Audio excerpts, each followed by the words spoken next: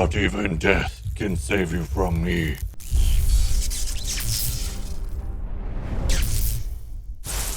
Hi, Zizaran here, and I wanted to make a quick thoughts video on Diablo 2 Resurrected, which is coming out, I think, is it September 23rd, around there. And there is currently a beta going on that I was playing with drops, and yeah, I just wanted to talk a little bit about Diablo 2 Resurrected. So I think a lot of people are going to be asking, if I didn't play Diablo 2 originally, am I going to like Diablo 2 Resurrected?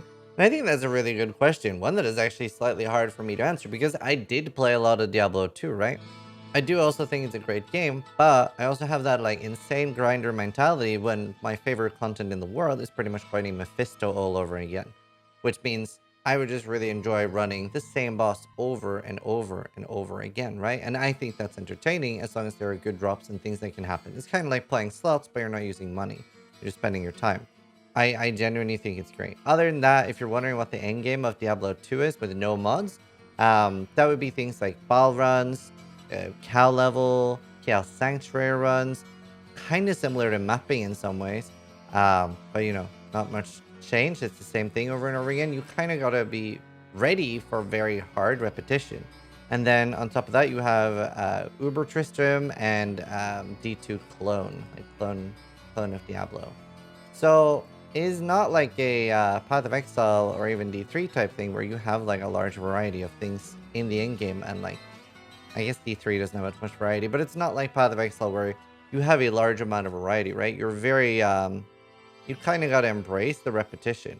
So, that I think my main fear for D2 Resurrected, I think it'll give a lot of people anywhere from 2 to 6 weeks of joy, and then it's going to get very stale, especially for people that are used to more modern games. Because if it isn't getting regular updates, and it doesn't seem currently like there's going to be something like a Path of Diablo for D2 Resurrected.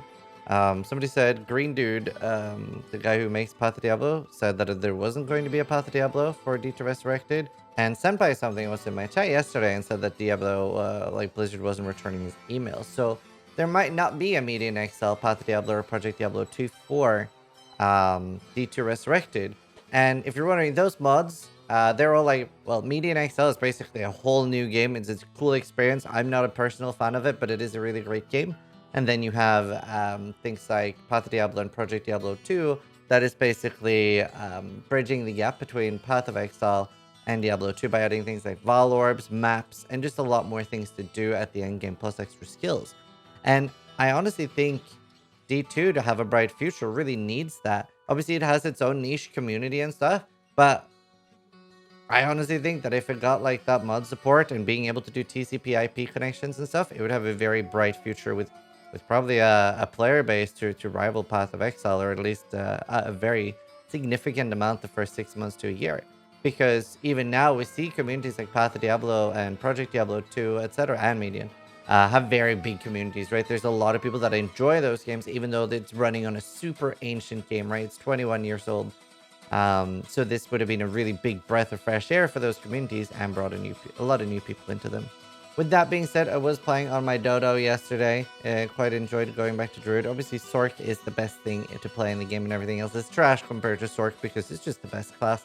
But really, I'm always blown away by the G key and being to go between the two here. I was a little bit disappointed in the beta because the beta stops in Act 2, and I really wish that they had, even without changes, given us just normal Nightmare and Hell, because I would have probably stayed up all night grinding out to level 40 or 35 in Players 8 Canyon, as long as there was something else to do. But obviously now there isn't, so I just grinded to level 22 in Canyon, and I was like, okay, well, I'm one-shotting everything now, and there's nothing to do or nothing to farm for. I don't really want to play Paladin, so I just ran around a lot, then gambled some, and there wasn't much to do. Actually get a pretty cool mana leech, life leech, small. Yeah, so not really too much to do, obviously, with a limited of Act 2. There's nothing really you can farm for there either.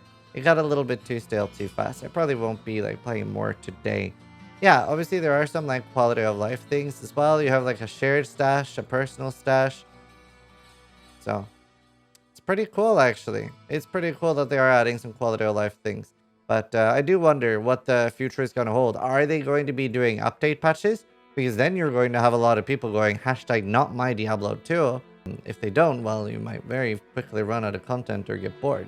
So maybe they need to have two branches. Maybe they need to have, you can play whatever patch this is, 10.13. I can't remember when I quit Diablo 2.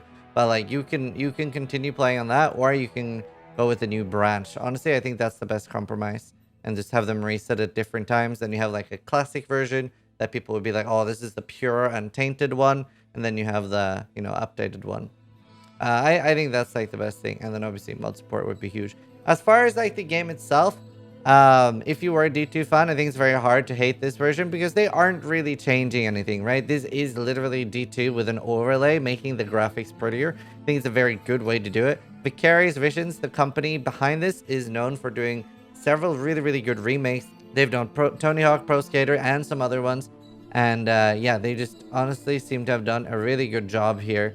You do kind of feel a little bit that it is an overlay, like some things feel a little bit wonky, but just honestly very well done.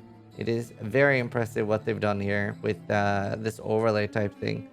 I hadn't even heard about this, and it turns out some other games have done this as well, but very impressed. It's just better, to be honest. I really hope that it does pop off, because obviously the more successful good ARPGs, the better, in my opinion. It's a genre that doesn't get enough love. Looking forward to the release. I'm probably going to go pretty hard on it. I hope you guys are enjoying it. Just wanted to make a quick thoughts video on it. But yeah, thank you guys so much for watching. Hope you guys enjoy the video. Sub if you like them, but more importantly, try to die less than I do.